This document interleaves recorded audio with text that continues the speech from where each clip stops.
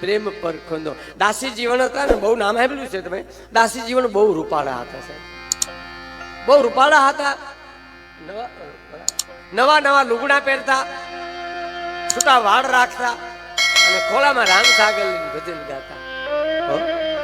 અને કેવા રૂપડા ભજન સાહેબ દાસી જીવનના. અમારા ભાગ્યેશભાઈ ચાર અમારા બધા અકાદમીના આજે જાદવ સાહેબ બધા છે, એ બધું એ જ કામ કરે છે સાહેબ. આ બધું મેળવી ઘર ઘર સુધી પહોંચાડવું, આ આપણી સંસ્કૃતિનું સિંચન કરે છે. આપણે આ બધી સંસ્થાઓ સાહેબ સરકાર દ્વારા જે થઈ રહ્યું છે ને, એ બહુ રૂપાળા હતા સાહેબ. થોડામાં રામસાગર લઈ અને ગામમાં ભાઈ ભજન ગાય. એ વખતે લાઇટ બાઇટ તો હતી નહીં કાંઈ એમાં. અને ભજન ક્યું હતું એ હું તમને કહી દઉં કે દાસીને તેડી જાજો તમારા દેશમાં, દેશમાં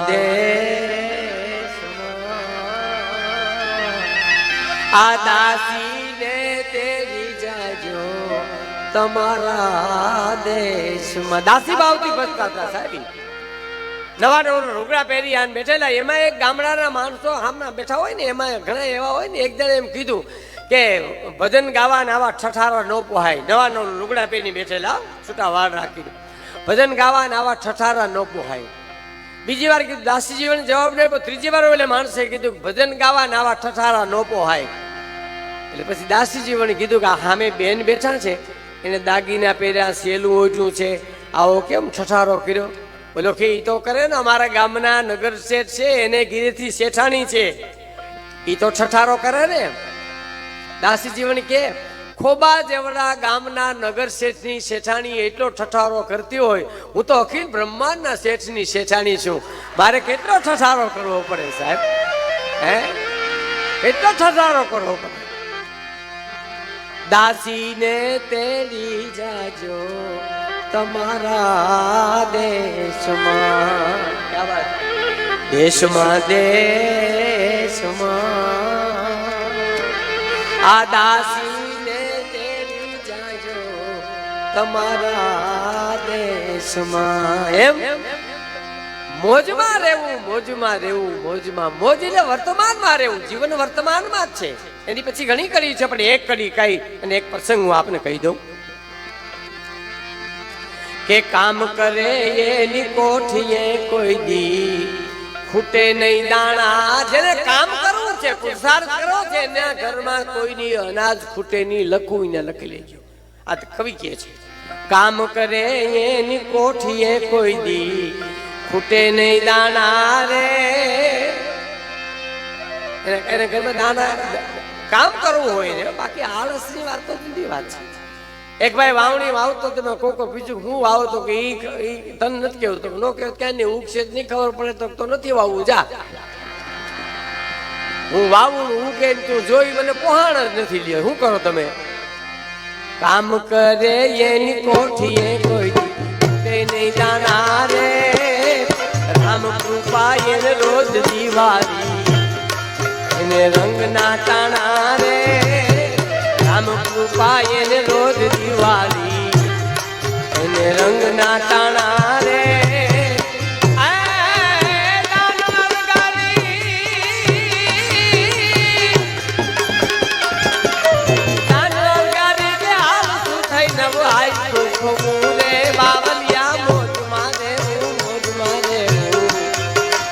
મોજ મારે હું રે પગમાં ગોચર અલગ ધણીની ખોજ મારે હું રે.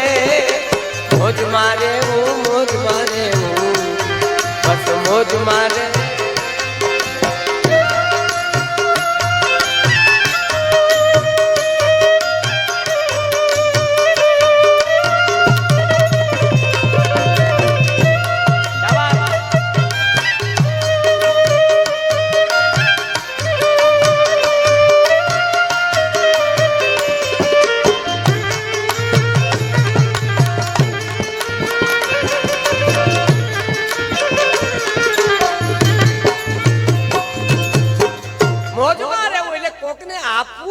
મોજ છે ઈ લેવામાં મોજ નથી સાહેબ. દેવું ઈ જ આપણા દેશની પ્રણાલિકા છે, તાસીર છે.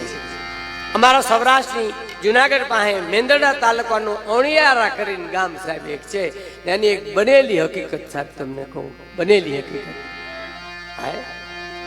આવી ઘટનાઓ જે ગામડામાં બને એ જે અટાણે તો બધું ગોતવા જવું બહુ મુશ્કેલ છે, પણ મેઘાણીભાઈ આ કામ કર્યું એમ ગામડે ગામડે જઈ અને બધાને મળી મળીને જેની પાસે દુઃખની સુખની વાતો હતી બધી લખી અને એને જગતના ચોકમાં આપી પણ ખરી. પણ અણિયારા ગામ એટલે પંખીના માળે જેવડું ગામની બનેલી હકીકત આપને હું તમને કહેવા જાઉં છું. માણહુરભાઈ કરીને એક આયર હતા, આયર જ્ઞાતિના, બહુ નબળો માણસ, ગરીબ માણસ, એક જ દીકરો, ખેતીમાં કાંઈ થાય નહીં. વાહ,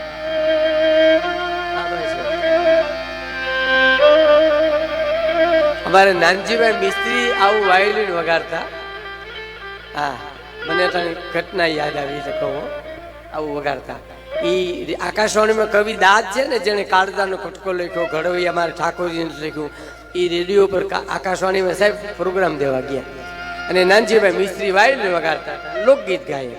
લોકગીત કયું ગાતા હતા એ કહી દઉં ને, વાતે કરી દઉં તમને કે મારે ઘરને પછવાડે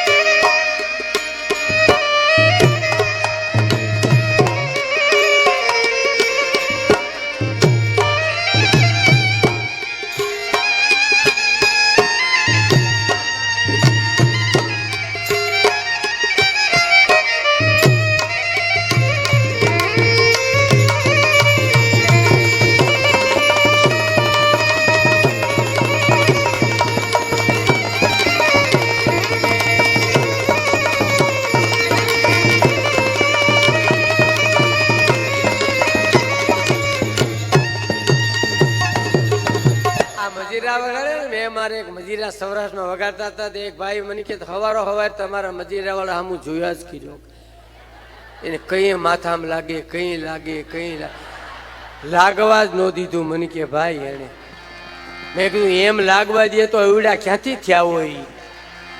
હા, પણ આ એ કલા છે, 5-5 રૂપિયા બહારના મજીરા છે, પણ આ કલાકાર હારો વગાડતો તો હોનાના કરીને દેખાડે ને સાહેબ. હે એટલે મારે ઘર ને હા મૂળું આવી જાવ. હા, દેખાડી બરાબર. દાદુભાઈ ગીત ગાયું મારે ઘર ને પછવાડે, નાનજી મિસ્ત્રી વાયોલિન વગાડ્યું અને આ બનેલી હકીકત આપને કહું છું. એટલે બહાર નીકળ્યા એટલે દાદુભાઈ કીધું કે તમે નાનજીભાઈ વાયોલિન વગાડતા હતા ને અને હું ગીત ગાતો હતો, પણ મારી અંદરની એક ગીત લખાતું હતું. એ આ બધા આકાશવાણીના સ્ટાફને બોલાવીને કીધું તમને હું સંભળાવું. તે સંભળાવો કે નાનજીભાઈ વાયોલિન વગાડતા હતા ને, તો મને થતું હતું કે ધીમા ધીમા તું વગાડ મારા કાળજામાં વાગે છે તેરવાનું જ કરાવે છે.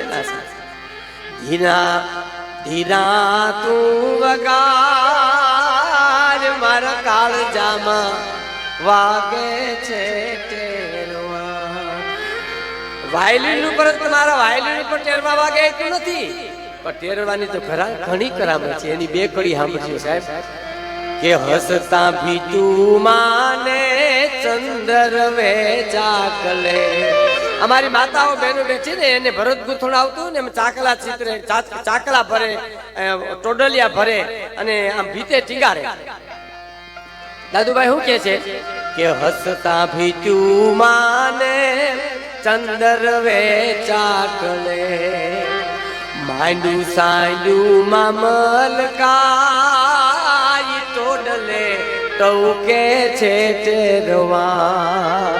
માંડું સાંડું મામલ કાઈ ને ટવકે છે ઠેરવા ધીરા ધીરા ધીરા તું વગાડ મારા કાળજામાં વાગે છે ઠેરવા વાગે છે ઠેરવા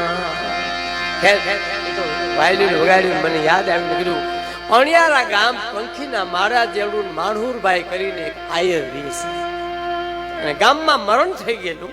અમારે ત્યાં સૌરાષ્ટ્રમાં હજી એક રિવાજ છે, અહીંયા હશે કે કોઈ પણ ઘેરે બુઢિયું જુવાન જે કાંઈ મૃત્યુ થાય ખરખરે ચોરે આવે બધાય, રોતા રોતા ચોરે આવે બધાય અને ચોરેથી બધા ગામના માણસો બબે મહેમાનને પોતાને ઘેરે લઈ જાય એટલે હું જેને ત્યાં દુઃખ પડ્યું ને એને ભાર ન પડે એની ઉપર કાંઈ છે. બે માણાને ભાઈ લઈ જાય, બે માણાને આને લઈ જાય, બે માણાને આ લઈ જાય, બે માણા ઓઈલો લઈ જાય. એમાં માણહુરભાઈ બેઠેલા અને બધા માણસો મહેમાનોને તાણી કરીને લઈ જાય ને ઓલા બિચારો અતિ ગરીબ જેના ઘરમાં કાંઈ ન મરે અને એની દાતારી ઘણી. જો કાંઈ ન હોય અને દાતારી તત્વો હોય ને તો અખિલ બ્રહ્માંડનો માલિક તમારું પૂરું કરી શકે સાહેબ. દાતારી તત્વો જોઈએ, રૂપિયાની બહુ મહત્તા નથી. દાતારી તત્વો હોય એ કુદરતની દેન છે. એનો શ્વાસ મૂકે લે અરે આ બધાને બાવડા પકડી લઈ જાય. મારા ઘરમાં કાંઈ ન મળે, હું હજી હાયલો જ આવું છું અને મારે શું કરવું? એમાં તોરમાં એક મહેમાનનું બાવડું પકડ્યું અને સાહેબ સુખીમાં સુખી મહેમાન હતો. અને ગામના માણસો કે માનહુરભાઈ તમે રેવા દો, તમે રેવા દો, એ અમારા ઘરે મહેમાન આવશે નહીં જમીન. તો કે નહીં હું જમીન તમને તમારા ઘરે મૂકી જાય, મને લઈ જાવ, મારે ઘરે લઈ જાવ. સાંભળજો મિત્રો, આ બનેલી હકીકત છે. લઈ ગયો ઘીરે આવ્યો, ઓહરી ખાટલા પર બેહાડ્યા અને ઓરડામાં જઈને આયરાણીને એટલું કીધું, આયરાણી તો એક મહેમાનને જમવા લઈ આવ્યું છું ચોરેથી કે તમને ખબર છે ઘરમાં કાંઈ નથી, દીકરો સવારનો કામે ગયો હજી આવ્યો નથી, કંઈક લાવે તો આપણે ખાવા અને તમે મહેમાન નહીં લાવ્યા. સાહેબ સાંભળજો કે વાત તારી સાચી છે, ઘરમાં કાંઈ નથી પણ મારાથી રહેવાનું એનું શું કરવું? એમ મારાથી રહેવાનું નહીં એનું શું કરવું? બાઈ સમજી ગઈ, કાંઈ વાંધો નહીં, બિહાડો ઓસરીમાં, હમણાં હું જમાડી દઉં. એ રહેવાનું નહીં છે ને એ દાતારી છે સાહેબ, રૂપિયો હોય કે ન હોય સાહેબ. હવે જોઈજો મારાથી રહેવાનું તો કઈ સાચી વાત છે. તમારે બે ઓસરીમાં મહેમાન યાર હું જમવા બેહાડી દઉં. થોડીક વાર એને આમ આટા ફેરા કર્યા અને પછી ચાકલો નાખ્યો, થાળી મૂકી અને પાણીનો લોટો ભર્યો અને માનહુરભાઈના ઘરેથી માનહુરભાઈને કે મહેમાનને આવો ઓરડામાં જમવા બોલાવો. એ મહેમાન આવ્યા જમવા. માનહુરભાઈને કીધું તમે તો હું તો જમીને જ ચોરે આવ્યો તો, ખોટું બોલ્યા. એ જમીને જ ચોરે આવ્યો તો આગળ એમ તો હા બેઠા. રસોડામાંથી બાઈ એક મીઠાની સપટી ભરી થાળીમાં મૂકી અને અંદર વહી ગઈ ને એટલું કીધું કરો હરિહર.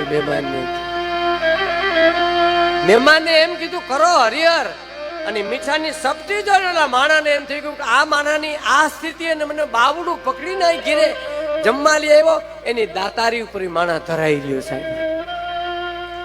પછી એને જમવાની જરૂર જ નહોતી તોય એને દેખાવ કર્યો, મીઠાનો કણ મોટા મૂકે પાણીનો ઘૂંટડો ભર્યો, મીઠાનો કણ મોટા મૂકે પાણીનો ઘૂંટડો ભર્યો અને પછી ઓટકાર ખાઈને કે હાલો માણુભાઈ બધા મહેમાનો ગયા, બીજે જમવા ગયા છે, બધા ચોરે આવી ગયા છે ને આપણે અમારે બસનું તાણું થયું, આપણે જઈએ.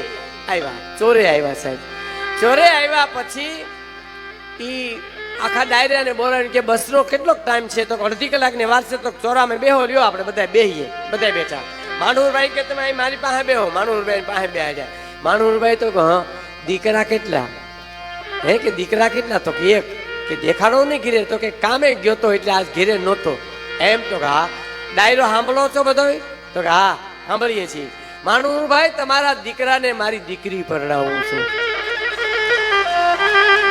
તમારા દીકરાને મારી દીકરી પરણાવું છું. દાદી જાન જોરીને મારે ગામડે આવજે. માણસે નક્કી કર્યું કે આને ગરીબ સમજીને દઉં ને કાંઈ તો જિંદગી ભરનો મારો ઋણી રહે, પણ એના દીકરાને મારી દીકરી પરણાવું એટલો કર્યાવાર કરું કે મારો ઋણી ન રહે, પણ હું એનો કાયમ ઋણી રહું છું.